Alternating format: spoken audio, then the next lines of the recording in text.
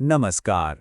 आज हम एक ऐसी आध्यात्मिक लहर की गहराइयों में उतरने जा रहे हैं जिसने सदियों तक भारतीय उपमहाद्वीप की रूह और संस्कृति को एक नया रूप दिया।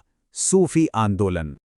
अच्छा, जब हम सूफीवाद के बारे में सोचते हैं तो क्या ख्याल आता है? शायद घूमते हुए दरवेश या फिर वो रहस्यमयी कविताएं, है ना? पर इन तस्वीरों से परे सूफीवाद असल में है क्या?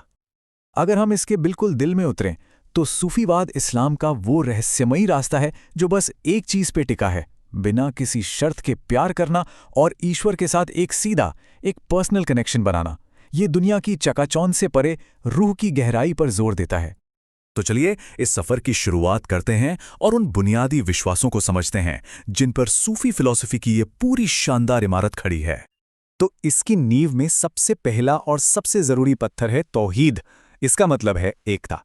सूफियों का मानना था कि ये जो पूरी कायनात है ना, ये सब कुछ, हर इंसान, हर पत्ता, सब उसी एक ईश्वर का ही एक रूप है, एक एक्सप्रेशन है, कुछ अलग नहीं।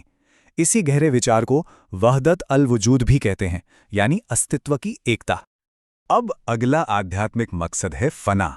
फना का मतलब है अपने मैं को, अपनी ईगो को मिटा देना। जरा सोचिए, जैसे पानी की एक बूंद वापस विशाल सागर में मिल जाती है और खुद सागर बन जाती है। बस यही ईश्वर में पूरी तरह से घुल मिल जाने का एहसास है। तो सवाल ये है कि फना की इस मंजिल तक पहुंचने का रास्ता क्या है? इसका एक बहुत ही अहम तरीका है जिक्र, यानी याद करना।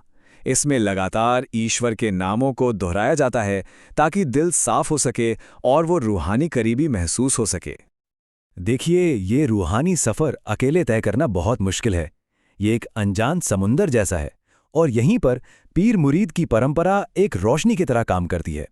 पीर यानी गुरु अपने मुरीद यानी शिष्य का हाथ थामकर उसे इस रहस्यमयी रास्ते पर आगे ले जाते हैं। अब देखिए, जैसे एक बड़ी नदी आगे जाकर कई धाराओं में बढ़ जाती है, ठीक वैसे ही सूफीवाद भी कोई एक जैसा आंदोलन नहीं था। चलिए इसकी अलग अलग शाखाओं को समझते हैं जिन्हें सिलसिला कहा जाता है। मोटे तौर पर देखें तो सूफी सिलसिले दो मेन धाराओं में बटे हुए थे। एक थे बाशरा, जो मानते थे कि रूहानी उड़ान भरने के लिए इस्लामिक कानून यानी शरिया की ज़मीन पर टिके रहना बहुत ज़रूरी है। और दूसरी तरफ थे बेशरा, जो खुद को हर तरह के बाहरी नियम कानून से आज़ाद मानते थे।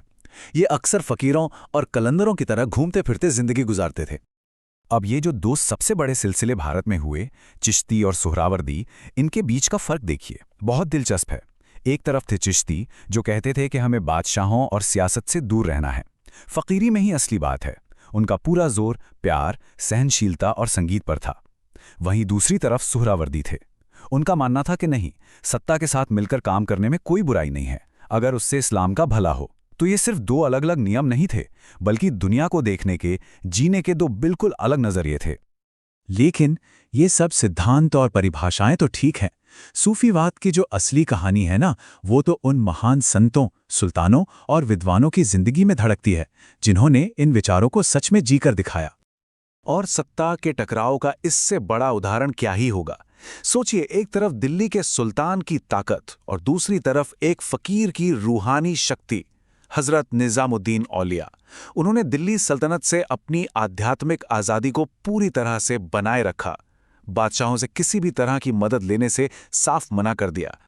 और जब सुल्तान गयासुद्दीन तुगलक ने उन्हें धमकी दी, तो संत ने एक ऐसा जवाब दिया जो आज तक इतिहास में गूंजता है, हुनूज दिल्ली दूरस्त, यानी दिल्ली अभी दूर है। ये सिर्फ कुछ शब्द नहीं थे, ये उनका आत्मविश्वास था कि असली ताकत तख्त तो ताज में नहीं, बल्कि फकीरी में है। लेकिन टकराव सिर्फ रूहानी और सियासी ताकतों के बीच ही नहीं था। सूफीवाद के अंदर भी विचारों का एक संघर्ष चल रहा था। मिसाल के तौर पर नक्शबंदी सिलसिले के शेख अहमद सरहिंदी जैसे जो सूफी थे, उन्होंने सम्राट अकबर की सभी धर्मों को साथ लेकर चलने की नीति का बहुत जोरदार विरोध किया। अगर हम इन सब घटनाओं को एक टाइमलाइन पर रखकर देखें तो एक बड़ी दिलचस्प तस्वीर सामने आती है। 12वीं सदी में सूफीवाद भारत आता है। फिर 13वीं और 14वीं सदी में चिश्ती सिलसिले के महान संतों का दौर आता है, जैसे ख्वाजा मोइनुद्दीन चिश्ती और निजामुद्दीन औलिया। लेकिन फिर 17वीं सदी आते आते औरंगजेब के समय तक नक्शबंदी जैसे जो ज़्यादा रूढ़िवादी सिलसिले थे, उनका असर बढ़ता हुआ दिखाई देता है। तो सदियों के इस लंबे सफ़र के बाद सूफी आंदोलन ने हिंदुस्तान को विरासत में क्या दिया? इसकी गूंज आज भी हमें कहाँ-कहाँ सुनाई देती है? चलिए देखते हैं। देखिए, सूफीवाद का असर सिर्फ रूहानी दुनिया तक ही नहीं रहा। इसने दिलों को जोड़ा और हिंदू मुस्लिम एकता की एक मजबूत नींव रखी। इसने संगीत को एक नई आवाज दी, कव्वाली। अमीर खुसरो जैसे कवियों के जरिए इसने एक नई जुबान उर्दू को पाल पोस कर बड़ा किया, और उनकी बनाई खानकाहें और दरगाहें वो आज भी लाखों लोगों के लिए सुकून और उम्मीद के मरकज बने हुए हैं। 1000 साल से भी ज्यादा समय से प्यार और इबादत पर सूफीवाद का जोर दक्षिण एशिया के रूहानी और सांस्कृतिक ताने-बाने को लगातार बुनता चला आ रहा है। तो आखिर में सवाल यही उठता है कि आज की इस दुनिया में जो अक्सर नफरत और कट्टरता में बटी रहती है, सबके लिए प्यार का यह 1000 साल पुराना रास्ता हमें आज क्या सिखा सकता है?